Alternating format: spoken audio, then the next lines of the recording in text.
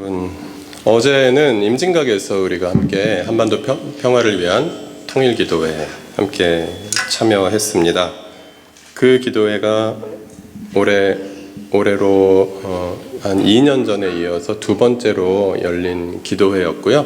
저희 교회가 처음에 이렇게 걸음마를 시작할 단계에 또 함께 우리 가족들과 함께 했던 2년 전의 추억도 생각이 났고요. 여러 가지로 감사한 것들이 많이 있었습니다. 이제는 평화를 이야기하는 것이, 또 통일을 이야기하는 것이 굉장히 조심스럽지 않은 공기가 되었고, 그래서 더 저희가 하나님께 감사하는 마음으로 그 예배를 드리고 올 수 있었던 것 같습니다. 다만 좀 아쉬웠던 것은 더 공기도 좋아졌고, 그런 가운데에서도 2년 전에 모였던 인원에 비해서 오히려 조금 더 적은 인원이 모인 것은 아닌가 하는 그런 마음들이 있었습니다. 물론 우리 교회는 그때보다는 조금 더 많이 참여하긴 했는데, 그랬습니다. 그래서 한국 기독교의 평화와 통일에 대한 마음들, 이런 갈망들이 더 절실해진 것인가, 또 그렇지 않은 것인가 하는 고민이 들기도 하였습니다. 우리가 방금 드린 찬양, 우리가 방금 함께 부른 이 환영의 노래의 가사에도 있는 것처럼 우리는 정의와 평화의 아침을 열어가는 공동체가 되고자 하는 소망이 우리들에게 있습니다. 정의와 평화의 아침을 열어가는 사람들은 우리가 어떻게 될 수 있을까 좀 생각하면서 이 6월, 평화를 소망하는 이 6월에 우리가 어떻게 이 평화를 추구하며 소망해 가야 할까를 고민하면서 가장 중요한 것, 가장 먼저 이루어져야 하는 것, 그 출발점에 선 우리가 붙잡아야 하는 것은 하나님과의 평화가 아닌가 하는 그런 생각이 이 말씀 시리즈를 준비하면서 들었습니다. 그리고 마침 지난주 화요일, 수요일 우리가 함께 묵상한 본문 말씀에 이 하나님과의 평화에 대해서 더 절실하게 이렇게 나누어 주고 있는 말씀이 있어서 함께 이 말씀 같이 읽고 말씀 나누도록 하겠습니다. 열왕기상 11장 1절부터 13절 말씀인데요. 다 같이 한 목소리로 조용히 읽겠습니다. 솔로몬 왕은 외국 여자들을 좋아하였다. 이집트의 바로의 딸 말고도 모압 사람과 암몬 사람과 에돔 사람과 시돈 사람과 헷 사람에게서 많은 외국 여자를 후궁으로 맞아들였다. 주님께서 일찍이 여러 민족을 두고 이스라엘 자손에게 경고하신 일이 있다. 너희는 그들과 결혼을 하고자 해서도 안 되고 그들이 청혼하여 오더라도 받아들여서는 안 된다. 분명히 그들은 너희의 마음을 그들이 믿는 신에게로 기울어지게 할 것이다 하고 말씀하셨다. 그런데도 솔로몬은 외국 여자들을 좋아하였으므로 마음을 돌리지 못하였다. 그는 자그마치 700명의 후궁과 300명의 첩을 두었는데 그 아내들이 그의 마음을 사로잡았다. 솔로몬이 늙으니 그 아내들이 솔로몬을 꾀어서 다른 신들을 따르게 하였다. 그래서 솔로몬은 자기의 주 하나님께 그의 아버지 다윗만큼은 완전하지 못하였다. 솔로몬이 시돈 사람의 여신 아스다롯과 암몬 사람의 우상 밀곰을 따라가서 율법에서 악행을 하였다. 그의 아버지 다윗은 주님께 충성을 다하였으나 솔로몬은 그러하지 못하였다. 솔로몬은 예루살렘 동쪽 산에 있는 모압의 혐오스러운 우상 그모스를 섬기는 산당을 짓고 암몬 자손의 혐오스러운 우상 몰렉을 섬기는 산당도 지었는데 그는 그의 외국인 아내들이 하자는 대로 그들의 신들에게 향을 피우며 제사를 지냈다. 이와 같이 솔로몬의 마음이 주 이스라엘의 하나님을 떠났으므로 주님께서 솔로몬에게 진노하셨다. 주님께서는 2번씩이나 솔로몬에게 나타나셔서 다른 신들을 따라가지 말라고 당부하셨지만 솔로몬은 주님께서 하신 말씀에 순종하지 않았다. 그러므로 주님께서 솔로몬에게 이렇게 말씀하셨다. 내가 이러한 일을 하였고 내 언약과 내가 너에게 명령한 내 법규를 지키지 아니하였으니 내가 반드시 내게서 왕국을 떼어서 내 신하들에게 주겠다. 다만 내가 사는 날 동안에는 내 아버지 다윗을 보아서 그렇게 하지 않겠지만 아들 내 이르러서는 이 나라를 갈라놓겠다. 그러나 이 나라를 갈라서 다 남에게 내주지는 않고 나의 종 다윗과 내가 선택한 예루살렘을 생각해서 한 지파만은 내 아들에게 주겠다. 아멘. 우리가 함께 읽은 이 본문 말씀에는 솔로몬이라는 굉장히 특별한 존재가 나옵니다. 이 솔로몬이라는 사람이 특별한 이유는 뭐 여러 가지가 있겠죠. 굉장히 지혜로웠다. 또 머리가 좋았고, 그리고 이스라엘의 전성기를 열었던 왕이었습니다. 이스라엘 역사에서 전성기를 열었던 왕이면서 동시에 이스라엘의 전성기를 마치고 하강하는 이 하강기를 시작한 왕으로서의 특별한 의미가 있습니다. 대부분의 역사에서는 어느 왕 때가 전성기였고 그 왕이 죽으면 하강기가 됩니다. 근데 이 솔로몬은 자기 때의 전성기를 구가하였으며 자기 때의 이스라엘 역사의 하강기를 시작한 왕으로서 참 굉장히 좀 모순된 그런 성격을 가지고 있는 그런 왕입니다. 그리고 오늘 우리가 함께 읽은 본문에서는 그의 그 하나님과 동행했던, 그리고 하나님께서 주셨던 듣는 마음, 지혜로움, 그리고 명철함, 그런 것들이 거의 나타나지 아니하고 굉장히 우리에게 부끄러운 모습, 어떻게 보면 추한 모습을 보여주는 그런 모습으로 인생이 마무리되는 그런, 또 우리가 함께 읽은 이 본문 말씀은 우리의 마음을 참 불편하게 하고 또 우리의 그 분위기를 어둡게 하는 그런 부분이기도 합니다. 솔로몬 왕은 외국 여자들을 좋아하였다. 굉장히 성경 말씀에 들어있기에 굉장히 색다른 그런 내용이죠. 그리고 부인이 1000명이었다. 제가 굉장히 위험한 발언을 하자면 한 명도 많은데 1000명이나 되는 부인이 있다라는 것. 이것은 굉장히 그에게 있어서, 그것도 정략 결혼으로 얻어진 그런 관계라면 그냥 정략에 충실했으면 되는데 그 모든 부인들을 마음속으로 사랑하면서 그 부인들이 가지고 들어온 그들 나라의 종교에 또 마음으로 함께하는 이런 모습 속에서 이스라엘이라는 해방 공동체를 만들어주신 하나님의 마음을 저버리는 그런 안타까운 모습을 우리에게 보여줍니다. 솔로몬의 이름은 평화라는 의미, 샬롬이라는 의미를 가지고 있고요. 그리고 솔로몬에게 하나님께서 원하신 것도 하나님과의 그 평화를 원하셨습니다. 그런데 오늘 본문 말씀은 하나님과의 평화가 깨어질 수 있다라는 것을 우리에게 보여줍니다. 우리가 하나님과의 평화를 성경에서 어디서 가장 먼저 찾을 수 있냐면 에덴 동산에서 찾을 수 있습니다. 에덴 동산의 모습, 하나님께서 지으신 사람들을 하나님께서 지으신 아름다운 동산에 하나님께서 두시고, 그리고 하나님께서 거기에 중심에 좌정하시고, 그리고 하나님께서 지으신 그런 사람들과 함께 거니르시며 함께 교제하시고 함께 소통하시고, 그리고 그들은 또 사람들은 하나님께서 맡겨주신 여러 가지 동산을 돌보는 일들을 하면서 행복하게 살아가는 모습, 그 모습 얼마나 아름답습니까? 그런데 그 모습이 바로 하나님께서 이스라엘이라는 나라에 또 기대하셨던 모습입니다. 이집트에서 종살이를 하던 사람들을 해방시키셔서 그 노예들이 더 이상 억압 속에서 존재하지 아니하고 자유로운 그런 자신들의 해방 공동체를 만들어서 이 가나안이라는 곳에서 살아가면서 하나님 사랑하고 서로 사랑하면서 그렇게 살아가는 그런 세상을 만들기를 원하셨던 하나님의 마음이 이스라엘에게 기대했던 하나님의 마음이었고요. 그 하나님의 마음이 계속해서 이루어져 가는 가운데 다윗의 시대, 그리고 이어지는 솔로몬 시대에 이스라엘 역사의 전성기를 구가하는 모습을 우리는 봅니다.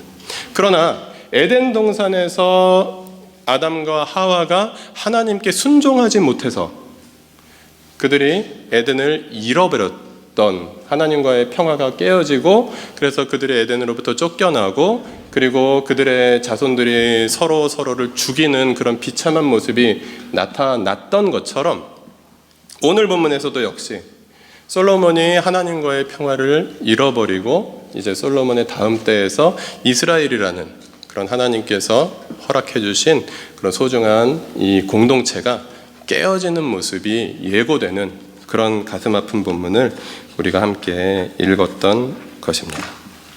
에덴 동산에서 아름답게 시작되었으나 깨어졌던 이 공동체는 이스라엘이라는 하나님과의 평화를 이룬 공동체를 통해서 회복되기 시작하였습니다. 그래서 레위기 26장 말씀을 함께 보시면 같이 읽으실까요? 너희가 내가 세운 규례를 따르고 내가 명한 계명을 그대로 받들어 지키면 나눌 철 따라 너희에게 비를 내리겠다. 땅은 소출을 내고 들의 나무들은 열매를 맺을 것이다. 너희는 거두어 들인 곡식이 너무 많아서 포도를 딸 무렵에 가서야 타작을 겨우 끝낼 것이며 포도도 너무 많이 달려서 씨앗을 뿌릴 때가 되어야 포도 따는 일을 겨우 끝낼 것이다. 너희는 배불리 먹고 너희 땅에서 안전하게 살 것이다. 이 말씀에 이어지는 부분은 그러나 라는 경고가 길게 서술되어 있습니다. 이것이 하나님께서 해방된 노예들의 자유의 나라를 만들게 하시는 그 이스라엘에게 허락하신 약속의 말씀이었습니다. 그들이 하나님을 사랑하고 하나님과의 평화 관계 속에서 그 평화를 잃지 아니하고 살아갈 때 그들은 하나님께서 주시는 것들을 누리며 그렇게 편안하게 살 수 있는 평화를 약속받은 사람들이었습니다. 그것이 우리가 이야기하는 언약이라는 단어로 표현될 수 있습니다. 그래서 이 언약은 하나님과의 평화의 약속이었습니다. 열왕기상 9장에 보시면 솔로몬이 성전을 짓는 것과 왕궁을 짓는 것을 완성한 후에 감격적인 기도를 드렸습니다. 그 기도를 드리자 하나님께서 이렇게 말씀하셨습니다. 그 출애굽 공동체에 주셨던 그 언약을 확대해서 다시 한번 재천명해 주셨습니다. 그것을 한마디로 요약하면 이것입니다. 너는 내 앞에서 내 아버지 다윗처럼 살아라. 나와의 관계 속에서 온전하여라. 나와의 관계 속에서 평화를 누리며 살아라. 그것만 지킨다면 내가 너희의 나라를 평화롭게 해줄 것이고 너희 대대로 평화의 나라가 끊어지지 아니하게 해주겠다라고 약속하셨던 그 하나님의 약속이었습니다. 그러나 우리가 잘 알고 있다시피 이 솔로몬의 시대부터 이 이스라엘이라는 나라의 전성기는 하강 곡선을 그리게 됩니다. 거의 낭떠러지와 같은 하강을 시작하는 이 이스라엘 역사 속에서 우리는 언약 백성의 그 축복을 잃어버린 그런 백성들의 비참한 모습을 발견합니다. 그 역사의 절망 속에서 하나님께서 다시 그들을 살려주시기 위해서 보내주신 메시아, 그리스도, 예수 그리스도를 통해서 다시금 온 인류가 하나님과의 평화를 회복할 수 있는 기회를 하나님께서 허락해 주셨습니다. 로마서 5장 1절 말씀 같이 읽어보실까요? 그러므로 우리는 믿음으로 의롭다 하심을 받았으므로 우리 주 예수 그리스도로 말미암아 하나님과 더불어 평화를 누리고 있습니다. 네, 쭉 그 설교 안에 있는 말씀 창세기 2장, 레위기 26장, 열왕기상 9장, 그리고 로마서 5장까지 이렇게 보시면 에덴 동산에서 시작된 하나님과의 평화의 관계, 이것이 출애굽 공동체로 확장되고 그리고 이스라엘로서 정점을 이루다가 그것이 실패를 경험한 인류에게 비참한 상태에서 하나님과의 평화를 이룰 수 없고 하나님의 백성이 될 수 없는 그런 비참한 존재들에게 하나님께서는 예수 그리스도를 보내주셨다는 사실을 우리에게 그 흐름으로 볼 수 있게 해줍니다. 그러나 여전히 고통스러운 것은 예수 그리스도를 통해서 하나님과의 평화를 이렇게 누리게 된 우리조차도 그 평화를 때때로 잃어버릴 수 있다라는 것입니다. 아담과 하와가 에덴 동산을 잃어버렸던 것처럼, 그리고 이스라엘 백성들이 하나님께 충실하게 순종하지 못했을 때 그 하나님 나라 백성의 그 축복을 잃어버렸던 것처럼, 솔로몬이 하나님과의 샬롬을 잃어버렸을 때 그 나라의 전쟁과 그리고 고통이 찾아올 수밖에 없었던 것처럼, 하나님 나라의 백성이 된 그리스도를 통해서 하나님과의 평화를 이루게 된 우리도 역시 그것을 누림에 있어서 우리가 하나님 앞에서 그 언약에 신실하지 않을 때, 그래서 우리의 육신을 의의 병기로 드리지 못하고 우리의 육신을 불의의 연장이 되게 할 때 우리는 때때로 하나님과의 평화 관계를 잃어버리게 된다라는 가슴 아픈 사실을 성경은 또 로마서 6장에서 우리에게 다시 말해주고 있습니다. 여러분, 하나님과의 평화를 누리고 계십니까? 혹시 하나님과의 평화를 잃어버리신 분들은, 그런 경험이 있는 분들은 혹시 계시지 않습니까? 하나님과의 평화를 잃어버렸을 때 우리의 인생에 나타나는 여러 가지 모습들은 어떤 모습들이 있을까요? 하나님과의 평화를 잃어버리고 다른 관계들의 평화를 누릴 수 있는 것은 가능할까요? 하나님과의 평화를 잃어버리고 내가 내 자신과 평화롭게 살고 내 가족과 내 공동체 이웃과 평화롭게 살면서 세상을 평화롭게 살아가는 것 가능할까요? 그럴 수 있다면 다행입니다. 그거라도 누릴 수 있다면 다행입니다. 그러나 그것은 거의 불가능한 기적에 가까운 일이라는 사실입니다. 우리가 이 땅에서 맺어가는 나 자신과 이웃과 그리고 세상과 맺어가는 관계들의 출발점이 하나님과의 관계이기 때문입니다. 이것을 잃어버린 우리에게 이 세상의 고통은 너무나도 가슴 아프게 다가올 수밖에 없고요. 그 속에서 우리는 계속해서 실패를 경험하고 살아갈 수밖에 없습니다. 그렇다면 역으로 한번 질문해 볼까요? 하나님과의 평화를 경험하고 있으면 다른 관계들, 나 자신과의 관계, 그리고 이웃이나 가족이나 공동체와의 관계, 사람들과의 관계, 그리고 세상과의 관계는 자동으로 평화로워질까요? 어떻습니까?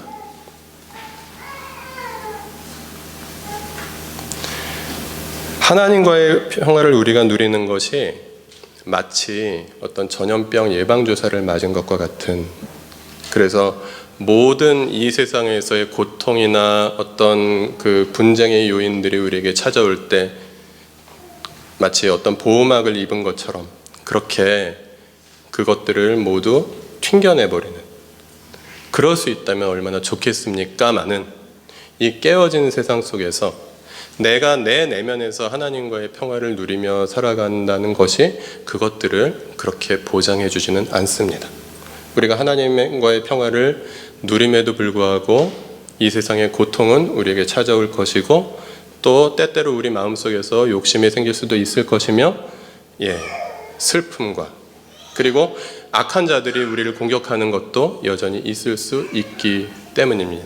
그래서 우리는 때때로 평화를 잃어버릴 수도 있고요, 그 평화를 붙잡고 가면서도 고통 속에서도 힘겨워할 수밖에 없는 우리의 삶을 살아내야 한다는 사실입니다. 그러나 우리가 희망을 가질 수 있는 것은 우리가 하나님과의 평화를 누리며 살아갈 때, 그 평화 관계 속에 잠겨 살아갈 때 우리에게 어려움이 찾아오지 않지는 않을 것이나, 그러나 그 어려움들을 하나님께서 함께 감당해 주실 것이고, 또 능히 감당할 수 있는 힘을 주실 것이라는 사실입니다. 그렇기 때문에 우리는 이 고통스러운 세상 속에서 하나님과의 평화를 누리며 그렇게 한 걸음 한 걸음 주님과 동행해가는 사람들로서 살아간다라는 것입니다. 그렇다면 우리는 우리가 하나님과의 평화를 어떻게 누릴 수 있는지 생각해 보았으면 좋겠습니다. 하나님과의 평화는 회복될 수 있다고 성경은 말합니다. 우리가 그것을 잃어버릴 수도 있지만 잃어버린 그것을 회복할 수도 있다고 성경은 말하고 있습니다. 오늘 우리가 함께 읽은 본문 11장 10절에도 보면 하나님께서는 솔로몬을 다시 부르십니다. 그 1000명이나 되는 여인들의 종교를 따라가서 그 온갖 악한 그런 예배를 드리고 있는, 마음속에 금송아지를 키우고 있는 그 솔로몬에게 하나님께서 찾아가셔서 나에게 돌아오라 말씀하십니다. 그래서 그 돌아오라는 음성을 듣고 돌이키기만 한다면 그는 하나님과의 평화를 다시 회복할 수 있었을 것입니다. 그런데 본문은 쓸쓸하게 그는 하나님께 순종하지 않았다라고 말하고 있습니다. 하나님께서 솔로몬에게 너는 내 아버지 다윗의 길을 걸어라 라고 말씀하셨지만 우리가 다윗에 대해서도 어느 정도 알고 있지 않습니까? 그가 얼마나 완벽하지 않은 사람이었는지요. 그가 훌륭한 사람이었음에는 틀림이 없으나 그는 완벽한 사람이 전혀 아니었고 정말 추악하고 그리고 더러운 범죄를 저질렀던 그런 사람이었습니다. 오늘 본문 사무엘하 12장 말씀, 좀 어두운 말씀이긴 하지만 같이 읽어보겠습니다. 그때 다윗이 나단에게 자백하였다. 내가 주님께 죄를 지었습니다. 나단이 다윗에게 말하였다. 주님께서 임금님의 죄를 용서해 주실 것입니다. 그러므로 임금님은 죽지 않으실 것입니다. 그러나 임금님은 이번 일로 주님의 원수들에게 우리를 비방할 빌미를 주셨으므로 밧세바와 임금님 사이에서 태어난 아들은 죽을 것입니다. 나단은 자기 집으로 돌아갔다. 주님께서 우리아의 아내와 다윗 사이에서 태어난 아이를 치시니 그 아이가 몹시 앓았다. 다윗이 그 어린 아이를 살리려고 하나님께 간절히 기도를 드리면서 금식하였다. 그는 왕궁으로 돌아와서도 밤을 새웠으며 맨 땅에 누워서 잠을 잤다. 다윗 왕궁에 있는 늙은 신하들이 그에게로 가까이 가서 그를 땅바닥에 일으켜 세우려고 하였으나 그는 일어나려고 하지는 않고 또 그들과 함께 음식을 먹으려고도 하지 않았다. 그러다가 이레째 되는 날에 그 아이가 죽었다. 그 뒤에 다윗이 자기 아내 밧세바를 위로하고 동침하니 그 여인이 아들을 낳았다. 다윗이 그의 이름을 솔로몬이라고 하였다. 주님께서도 그 아이를 사랑해 주셔서 예언자 나단을 보내셔서 주님께서 사랑하신다는 뜻으로 그의 이름을 여디디아라고 부르게 하셨다. 다윗이 심각한 범죄를 저지른 직후에, 그 범죄를 나단이라는 선지자가 규탄한 직후에 일어난 일들을 우리가 그 몇 달 동안의 일들을 그 요약한 말씀을 함께 읽었습니다. 다윗은 한순간에 그런 욕망에 넘어가서 부하를 죽이고 그리고 부하의 아내를 빼앗기 위한 계략을 꾸미고, 그렇게 하나님께서 너는 다윗의 길을 가라라고 말씀하시기에 참 어울리지 아니하는 부끄러운 죄악을, 부끄럽다는 말이 너무나도 가벼운 죄악을 저지르고야 말았습니다. 그런데 하나님께서는 다윗을 용서하셨습니다. 우리가 알고 있는 밀양이라는 영화 아시죠? 거기에 사람을 죽인 어떤 죄수가 하나님께로부터 용서를 받았기 때문에 모든 죄책감으로부터 자유로워져서 피해자를 더 고통스럽게 만들었던 장면을 영화를 보신 분들은 기억할 것입니다.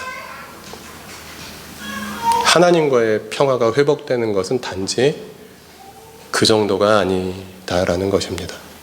다윗은 자신의 죄악을 통렬하게 반성하는 기간들을 가졌습니다. 죄악으로 잉태된 아이가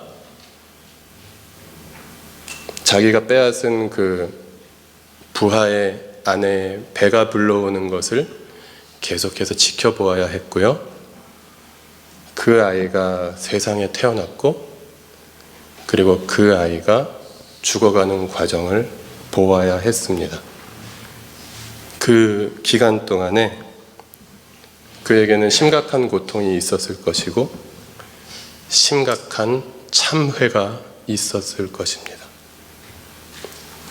너무나도 감사하고 다행스러운 것은 그가 그의 인생을 솔로몬과 같이 그렇게 내리막길로 마감한 것이 아니라 그 절망적인 상황 속에서, 그 부끄럽고 그 고통스러운 상황 속에서 하나님을 붙잡을 수 있었다라는 사실입니다. 하나님을 붙잡고 참회하고 다시 그의 인생을 새롭게 시작하고자 결단할 수 있었을 때 하나님께서 그 풍성하신 사랑으로 그를 받아주시고 그리고 그에게 다시 기회를 주셨고 그리고 그를 회복시켜 주셨다라는 사실입니다. 하나님과의 평화는 회복될 수 있습니다. 솔로몬이 오늘 본문에서와 같이 다윗의 길을 올바로 따르지 못했기 때문에 이스라엘은 벌을 받았습니다. 그래서 외적의 침입을 계속해서 당해야 했고 그리고 내부의 분열과 갈등이 계속해서 일어났어야 했습니다. 그런데 그 절망스러운 상황 속에서도 희망의 씨앗이 엿보입니다. 다윗의 길을 따른 솔로몬의 후예들이 있었기 때문이었습니다. 솔로몬의 증손자 중에 아사라는 왕이 있었습니다. 그 아사의 아들 여호사밧이라는 왕이 있었습니다. 이들의 모습을 볼 때에 우리에게는 다시 이스라엘 역사 속에서 참 절망스럽지만 그래도 우리에게 희망이라는 것이 있는 것은 아닐까. 하나님께서 우리에게 제시하신 그 길을 걸어갈 때 우리에게는 희망이 있다는 사실을 다시 한번 발견합니다. 역대하 17장 말씀 여호사밧의 이야기 같이 읽어보실까요? 아사의 아들 여호사밧이 그의 뒤를 이어 왕이 되었다. 그는 이스라엘의 침략을 막으려고 국방을 튼튼하게 하였다. 그는 요새화된 유다의 모든 성읍에 군대를 배치하였고 유다 전국과 그의 아버지 아사가 정복한 에브라임 여러 성읍에 수비대를 배치하였다. 여호사밧이 왕이 되면서부터 그의 조상 다윗이 걸어간 그 길을 따랐으므로 주님께서 여호사밧과 함께 계셨다. 여호사밧은 바알 신들을 찾지 아니하고 다만 그의 아버지가 섬긴 하나님을 찾으며 그 하나님의 계명을 따라 살고 이스라엘 사람의 행위를 따르지 않았으므로 주님께서는 여호사밧이 다스리는 나라를 굳건하게 해주셨다. 온 유다 백성이 여호사밧에게 선물을 바치니 그의 부귀와 영광이 대단하였다. 그는 오직 주님께서 지시하신 대로 살기로 다짐하고 유다에서 산당과 아세라 묵상을 없애버렸다. 그는 왕이 된 지 3년째 되는 해에 지도자들인 벤하일과 오바댜와 스가랴와 느다넬과 미가야를 유다 여러 성읍에 보내서 백성을 가르치게 하였다. 그들과 함께 레위 사람들 곧 스마야와 느다냐와 스바댜와 아사엘과 스미라못과 여호나단과 아도니아와 도비아와 도바도니아 이런 레위 사람들을 보내고 또 그들과 함께 제사장 엘리사마와 여호람을 보냈다. 그들은 주님의 율법책을 가지고 유다 전국을 돌면서 백성을 가르쳤다. 그들은 유다의 모든 성읍을 다 돌면서 백성을 가르쳤다. 솔로몬이 하나님과의 샬롬이 깨어져서 이스라엘 역사가 하강을 시작했지만 그 이스라엘 역사가 그렇게 끝나버렸다면 우리같이 연약한 사람들은, 우리같이 잘 흔들릴 수밖에 없는 사람들은 도대체 희망이라는 것을 품을 수 없었을 것입니다. 근데 솔로몬 이후에도 긴 역사 과정 통해서 그 하강의 길을 걸어가고 있는 그런 이스라엘의 모습 속에서도 이렇게 다윗의 길을 따라 걸어갔던 사람들의 이야기가 있어서 우리는 희망이라는 것을 붙잡을 수 있으며 다시 하나님과의 관계를 회복할 수 있다라는 그런 가능성에 헌신할 수 있습니다. 여호사밧은 다윗의 길을 걸었더라라고 성경은 말하고 있습니다. 다윗의 길은 하나님과의 온전한 관계를 추구하는 그런 길이었습니다.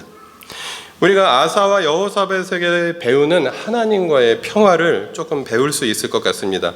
하나님과의 그 평화의 출발점은 예배와 말씀의 회복이었습니다. 그들은 이스라엘에 만연했던 산당 제사를 폐하고 이스라엘에 만연했던 우상 예배를 철폐하고 우상을 파괴하고 그리고 온 백성들이 함께 하나님을 예배할 수 있도록 그렇게 도왔고, 그리고 먼저 그들이 하나님을 예배했고, 그리고 잊혀졌던 그 절기들을 지키면서 그렇게 하나님 나라 백성의 공동체로서 하나님을 예배하는 예배 공동체로서의 이스라엘을 회복하려고 노력했습니다. 그리고 그것을 하나님께서 기뻐하셨습니다. 그 결과 어떤 일들이 일어났습니까? 역대하 15장 아사 왕의 이야기입니다. 같이 읽어보실까요? 온 유다 백성은 이러한 맹세를 하는 것이 기쁘기만 하였다. 그들은 마음을 다해 맹세하고 정성을 다해 주님을 찾았으므로 주님께서 그들을 만나주셨고 사방으로 그들에게 평안을 주셨다. 네. 하나님과의 평화를 원하는 자들이 하나님께로 나아가 하나님을 찾을 때 주님께서는 그들을 기뻐하시고 그들에게 평안을 주셨다라고 성경은 말하고 있습니다. 하나님과의 평화의 출발점은 아사와 여호사밧의 역사가 보여주듯이 예배와 말씀의 회복에 있었다라는 사실입니다. 그 결과 사방으로 그들에게 평안을 주셨다라고 성경은 말합니다. 하나님이 지켜주시는 평화가 도래했다라는 사실입니다. 그들이 하나님을 붙잡고 그리고 하나님과의 평화를 추구하며 그렇게 살아갔을 때 비록 그들을 둘러싼 이방의 강대국들의 힘이 약해진 것은 아니었으나 그 가운데 하나님의 돌보심과 하나님의 지켜주심으로 인해서 누릴 수 있는 평화가 그들에게 있었다라고 성경은 증언하고 있습니다. 역대하 14장 다시 한번 같이 읽어보겠습니다. 6절 말씀입니다. 주님께서 아사에게 평안을 주셨으므로 나라가 조용하였고 여러 해 동안 아무도 그에게 싸움을 걸어오지 않았다. 그래서 아사는 유다 지방에 요새 성읍을 만들 수 있었다. 네, 이런 평화를 그들은 누릴 수 있었다라는 사실입니다. 그러나 대대손손 그렇게 그 평화를 누리지 못했고 마치 솔로몬이 말년에 그 하나님과의 평화가 깨어졌음으로 인해서 이스라엘의 역사가 하강곡선을 걸었던 것처럼 그들의 대대손손에서도 계속해서 실패했기 때문에 결국 바벨론의 침공으로 예루살렘이 함락당하고 그 아름다웠던 성전이 그렇게 추악한 그런 비참한 그런 무너짐을 경험해야 했던 것을 우리가 기억하는데, 어찌됐건 하나님과의 평화를 붙잡으려고 노력하는 자들을 하나님께서는 기뻐하셨고 그들과 평화의 관계를 다시 회복해 주셨다라는 말씀, 우리가 붙잡을 수 있을 것 같습니다. 하나님과의 평화를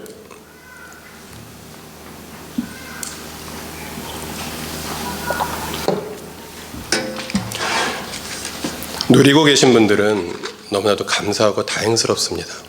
그러나 하나님과의 평화를 회복하고 싶으신 분들이 계시다면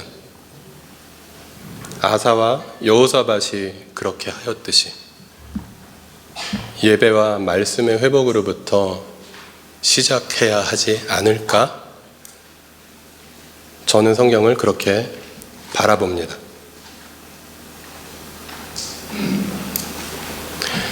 나들목 일산교회, 오늘 우리 교회 처음 오신 분도 있는 것 같은데요. 네, 긴장하지 마세요. 뭐 질문하실 건 아닙니다. 많은 분들이 독특하다, 새롭다라고 과분한, 물론 칭찬이겠지만 과분한 칭찬을 해 주십니다. 근데 여러분 이것 아십니까? 나들목이라는 이 독특한 공동체가 하나님과의 평화를 유지하는 독특한 비결은 없다라는 사실입니다. 예배와 말씀으로 하나님과의 평화를 누리기 위해서 하나님 바라보고 하나님 앞에 무릎 꿇고 그리고 진심으로 통회하면서 하나님께 나아가는, 우리가 어려서부터 익숙하게 배웠던 바로 그 전통적인 방법, 그것 말고 우리가 발견했거나 개발한 하나님과의 평화를 회복할 수 있는 방법은 없었다라는 것입니다.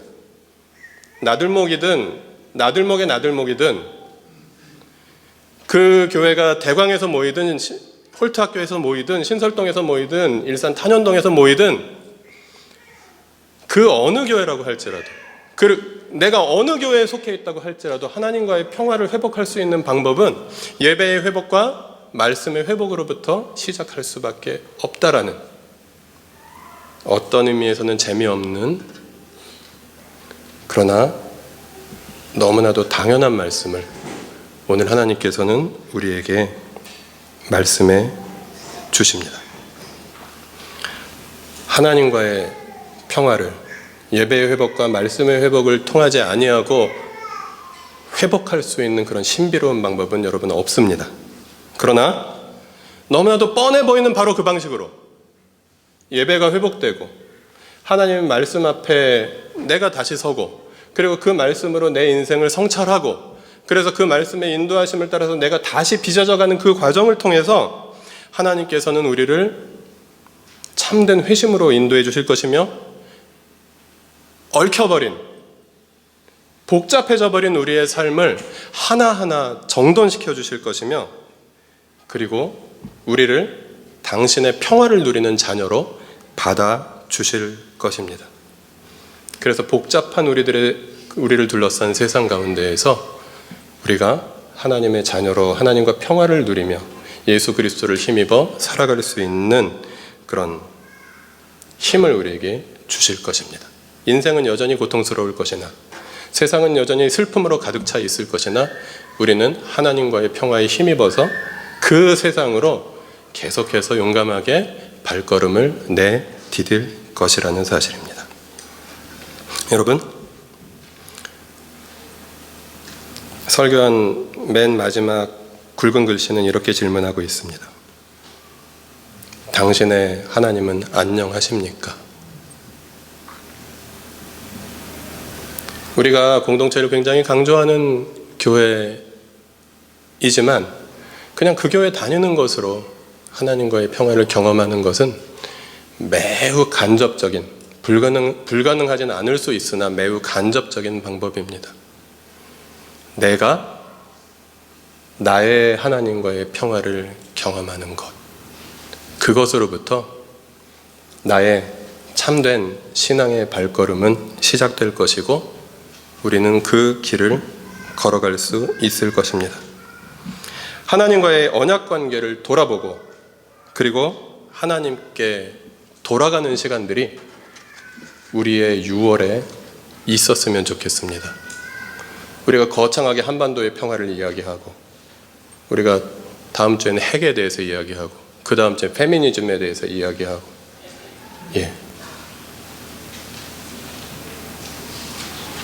그렇게 어떤 면에서는 이렇게 참신하고 다양한 주제들을 우리가 다루어 갈 텐데요. 앞으로도 계속해서 그럴 것입니다.